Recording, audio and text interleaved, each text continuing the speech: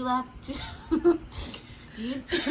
Hi, this is Katrina with Scraps Closet, and I'm here with my baby girl, Amaya. Hello. She's very nervous, and we needed to laugh. We need to get all of our laughter out before we start recording.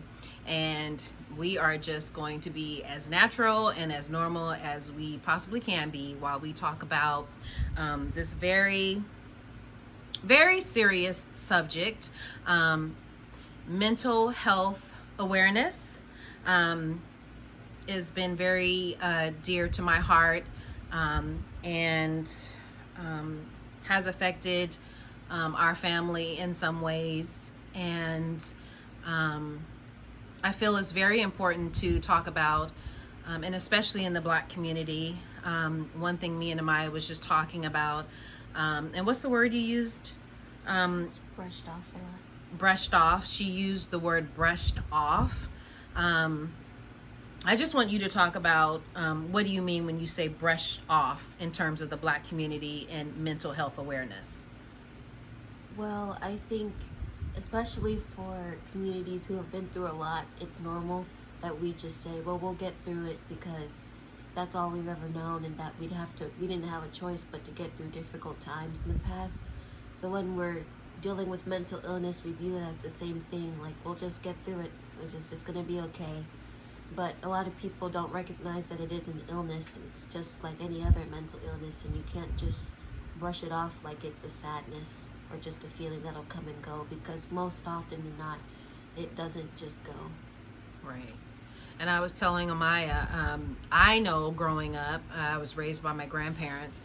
I don't know that I ever heard the words mental illness or mental health awareness. Like, I am 48 years old, and I don't think as growing up, I'd never heard that in my community. I never heard it in my church. I never heard it in my home. And so we think a lot of times it goes under the mat. Yes, kind of swept under the mat. And sometimes people may not even recognize that it's mental illness, right? Because maybe they don't. It's like when a lot of people commit suicide, they don't really understand the warning signs because they don't know what depression is, or they don't know how to distinguish that from sadness and depression. Right. So I'll just speak a little bit about our personal history and journey in this. More specifically, just depression too, because mental illness can be a variety of things. It's not always just depression. Name some of those things. Well, I know that like any other illness, basically. Yeah. Just like the ones probably we're speaking about directly today is like anxiety, depression. Okay. Things like that along those lines. Yeah.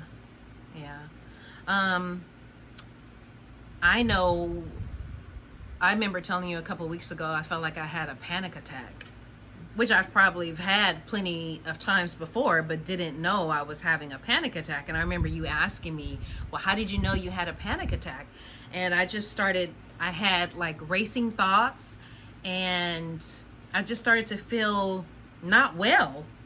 So it kind of a light bulb went off in my head. Hey, I think I'm having a panic attack. Like I'm anxiety driven. Like something is going on that's not normal. And that's how I was able to feel and identify that, hey, I'm dealing with some anxiety here.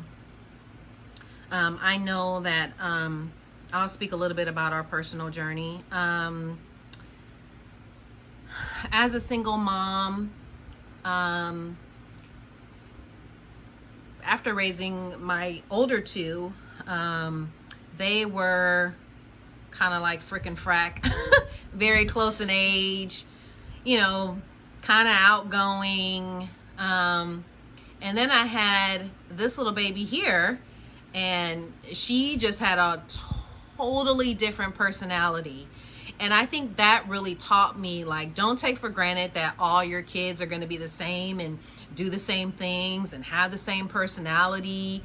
This baby here really taught me that every child has their own purpose, their own personality.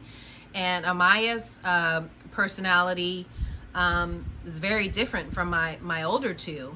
And Amaya went through a period where she was dealing with some mental illness, and as a mom and as a single mom, I didn't really know what that looked like. I just know that, you know, something wasn't right, and this is something that, you know, I had to deal with. I didn't know how to deal with. I didn't know who to reach out to. I didn't know if I should reach out to anyone, and I really walked in this alone, just me and her. And I remember that I kept trying to fix it. And I think Amaya kept telling me, you can't fix it, right? I kept trying to fix it with so many things, like a burger or a new shirt, or, you know, a Slurpee, like whatever I could think of. I'm like, you know, well, okay, well, when I get these things, well, she's still looking sad. So it's just like, well, it's like, and then I think Amaya taught me that this is a real illness, like what you were just saying, like this is an illness. Like I can't fix it with a Slurpee. I can't fix it with a new shirt. This is something that, you know, is a medical condition. And we, you know, we had to walk through this together, and we walked through it together for a long time. And there were a lot of scary days where I just didn't know. I didn't know from one day to the next what the day was going to be like. But I am happy to say that we made it through it, and that doesn't mean that, you know, depression doesn't come and go and anxiety doesn't come and go. But I feel that we are in a better place. One thing we did as mother and daughter is we would have check-ins. That helped us a lot. So if you are a parent and you are noticing this in your child, I think the first thing you want your child to feel is that they can talk to you. And that was so important for me to, I wanted Amaya to understand wholeheartedly that she could talk to me, and there was like nothing she couldn't say. There wasn't nothing that she couldn't say. I wanted her to be able to say it all to me. And we finally got to a point where she could trust me enough to just be open. And I would just, you know, when I felt like she was having a sad day, I'd be like, okay, is it time for a check-in? Let's have a check-in. And we would just have a check-in. And I felt her starting to feel more comfortable with telling me what she was feeling. And I know for me also as a parent, some days I would get frustrated because I remember saying, okay, I didn't understand it, and this was my ignorance in it. It was like, okay, well, you were happy yesterday, but today you're sad, and I don't understand why. That was something that I had to really learn to understand in mental illness. Like, you're gonna have those days. And so we're not doctors, and you know, we don't know what to call it, but we know it's some form of mental illness. Some form of that, but it's probably more specifically depression. Yeah. And also, I think a lot of people think that you can only say you feel depressed or have depression when you have a diagnosis from a doctor. But I think you although it's not okay to self-diagnose yourself and say that you definitively have it, but if you notice something's off and you know it's not just typical sadness, it's safe to say that you're dealing with something more serious. Yeah. Why do you think some kids don't talk about it? I think especially because, well, I've heard this a lot, that a lot of parents will tell them they're ungrateful. When I had friends who dealt with it, that's what they said when they were scared to tell their parents, because they're like, oh, all they'll say is that I'm ungrateful and that I'm just being a brat or something, or that I'm just being sad, and then they'll just go to the next day. So that's why a lot of kids don't tell their parents, and most people they tell is their friends at school, and even some don't even feel comfortable telling their friends and they just bottle it up, which is probably worse. Yeah. And that's why we've heard those stories where parents will, parents have some sad stories of kids committing suicide, and they're like, well, I never knew anything. I never, I didn't know he or she was dealing with this. And I think, it's important to talk about what are some signs. I know for me, I noticed that you were sad a lot. And I noticed that you were up and down in your mood. Like I said, some days you were happy, some days you were sad. Or within the same day, we could just have been laughing and now you're sad.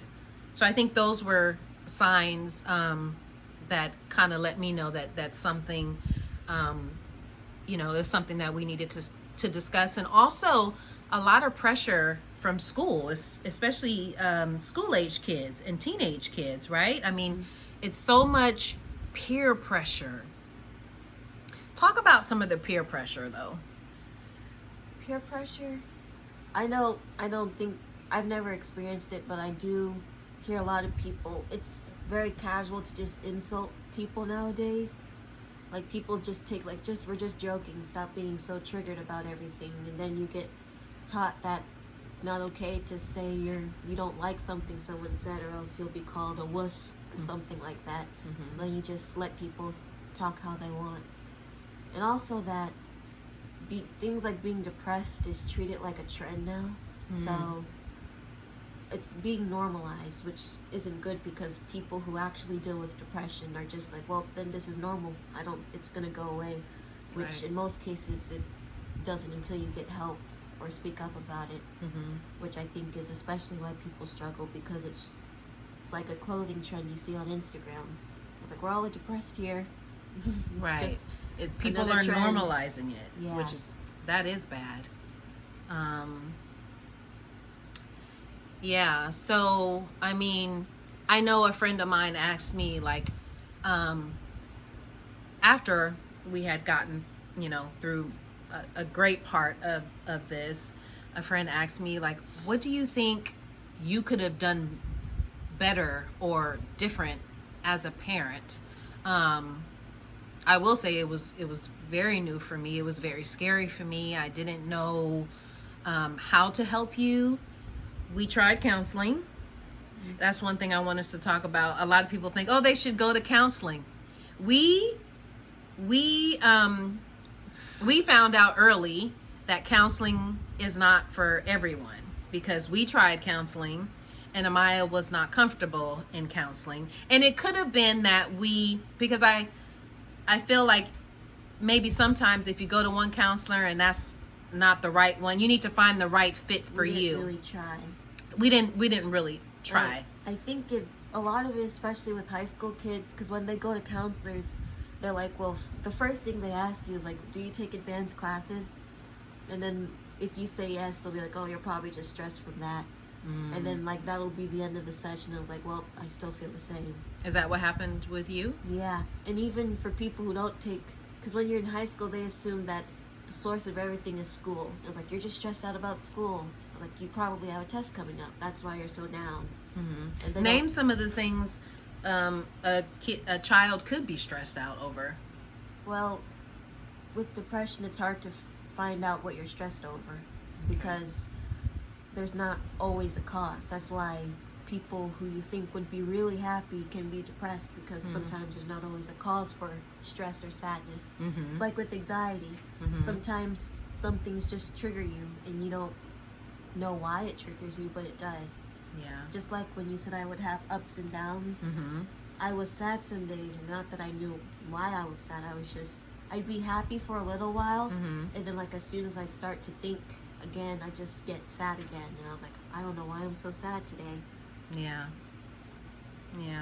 That's what I want to say. A lot of people get mad at themselves and think they're ungrateful for being sad over nothing, when it's not over nothing. It's probably a condition that you have.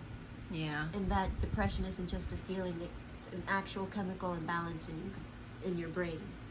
Right. So it's not something that should be taken lightly. Yeah. So what would you tell a parent that may be seeing some different behavior in a child? How do you think they should approach it? Well, the first thing I would say is not to be too judgmental about it, because that's the first thing that turns kids off when their parents is judgmental, and then they're like, well, I won't ever talk about this again. Mm-hmm. The second thing is, I guess, don't try to, not to be rude, but when they feel like the conversation is drifting somewhere else, because when you're depressed, you kind of, it's not a selfish feeling, but you kind of want to vent about what you've been feeling. And then when you tie it to other things, like there's someone going through something worse, or well, I've been through worse in my life and I got through it, it kind of makes us feel bad. You're like, kind of invalidates. Yeah, it validates our feelings and makes us feel like, wow, I am grateful, aren't I? Something like that. Right. So the bottom line is, parents, be good listeners. You know, be good listeners. You know, let your child have the floor, so to speak. And when you start this journey with your child of, per se, having check-ins and sitting down and talking about this, like, go the distance, stay in it with your child. Like, don't, like, for me, I had to be intentional about making sure that we had check-ins. And it was rough at first, because, you know, we'd have a check-in, and then maybe 2 or 3 weeks would go by and we haven't had a check-in, and that was like, nope, we need to have a check-in at least once a week, if not every day or every couple of days. Yeah. And then what would you tell a child who might be, you know, struggling with some things? Like, just find someone they can talk to, find someone they trust, journal. Yeah. I think it's good to find a place where you can vent out something, even if it's just a journal, because a lot of times if you just keep ignoring those feelings, that's what pushes you to a point where you don't really need to be at. And that's what causes a lot of misfortunate events, is when we ignore these things and let them build up.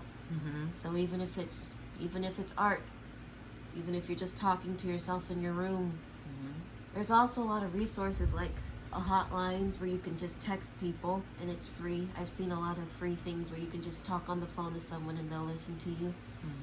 I think that helps a lot. My friends use that a lot for hotlines.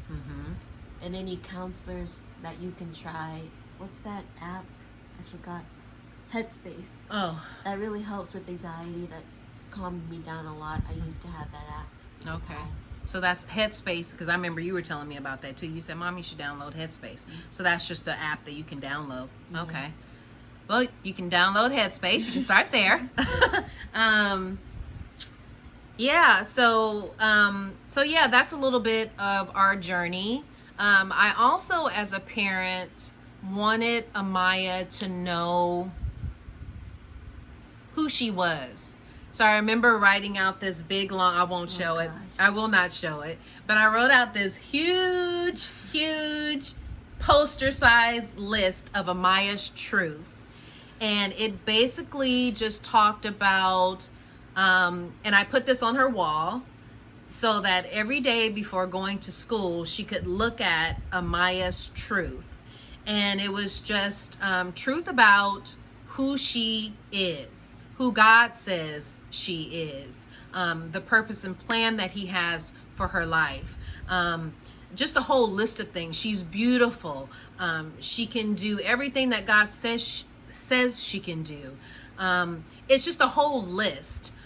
So that's also a great thing that you can do for your child. Remind your child who they are, because sometimes they forget. And not just children, even as adults and parents, we forget who we are. There's like, I know it's like more common or more broadcasted in children now, but a lot of times depression is generally in adults more than children. Yeah. So Yeah. I think just because even if you're just an adult watching this is for you also. It's not just for teens. You heard it straight from my baby. And lastly, I want to talk about this little animal that came into our lives. I would say my baby has a cat. His name is Hershey. I believe he was a saving grace. But like you said, there's so many things that can help. You like music. Oh. You like to draw. You like to draw. When it's not demanded. When it's not demanded. She's a great artist, by the way. So it was music. You like to draw. You journal. But I would say Hershey was her cat. Hershey was the saving grace. Because as a parent, I was very desperate. And I noticed that she kept saying, I want a cat, I want a cat, I want a cat, I want a cat, I want a cat, I want a cat. Trust me, I did not want another cat. Wow. But I was desperate. And I remember her saying that she wanted a black cat. And we went to, what's it called? Shelter? We went to the shelter. And we were visiting all these cats, and mind you, we did not say when we walked in, specifically we want a black cat. We did not say that. But before we went, we prayed that we would find a black cat because that's what she wanted. So we went, we're in these rooms with all these cats, and this ain't it. This is not the one. And so finally the lady, I think her name is Jody or Joni or something like that. Finally we said, we really came here for a black cat. And she said, well, there is one cat. But she was hesitant to tell us about Hershey because Hershey has a feline autoimmune disease.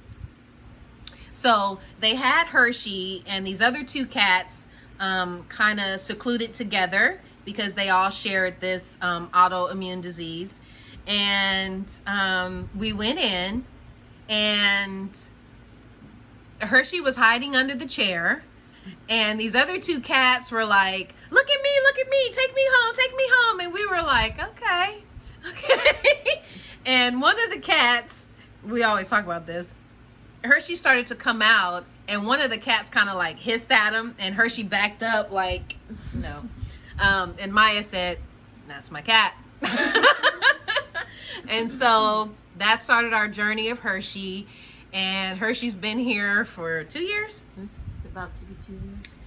Hershey's been here for about 2 years. And even though he gets on my nerves sometimes, he's a very loving cat. He's a very good boy.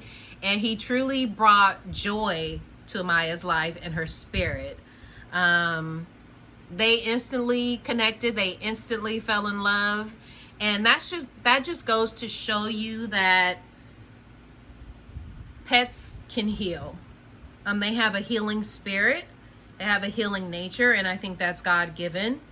I saw an instant kind of like joy when Hershey came into our lives.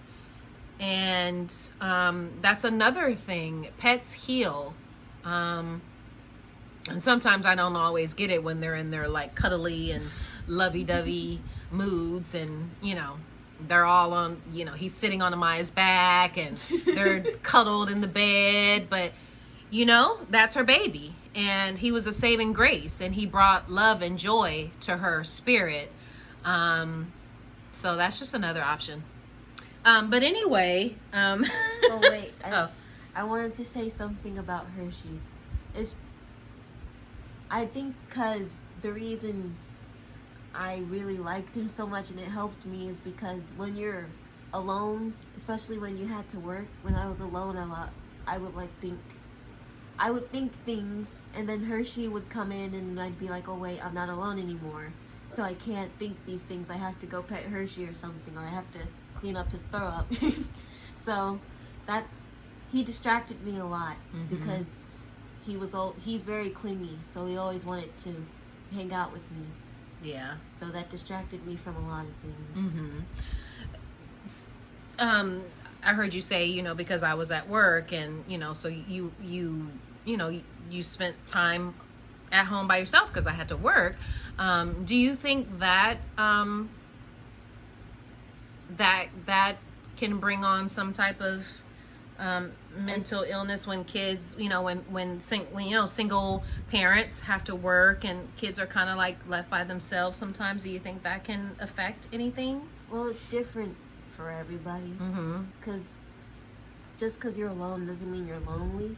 But for people, it's not that I felt, it's like the thing where they tell people who are dealing with depression, you're not alone. And like, you're not alone, but it doesn't, it still feels like that. Yeah. So I know I had friends and I know I had people around me, but it's not the same as when you're really going through it. Right. You don't just feel like texting them like, hey, this is how I feel today.